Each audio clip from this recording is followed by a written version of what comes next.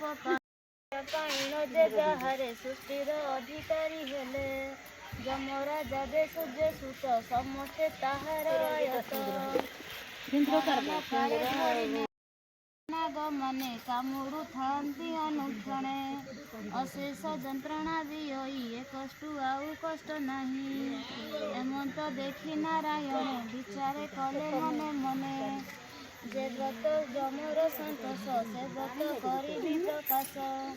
ଯେ ବଣ ପାତ୍ରରେ କରିବ ଧନକୁ ଚାହିଁବେ ମାପିବ ସେହି ଦିନରେ ଚୁନା ପୋତି ଭିତରେ ନୈବେଦ୍ୟ ଯାକ କରିବ ନିଷ୍ଠାପର ପାକ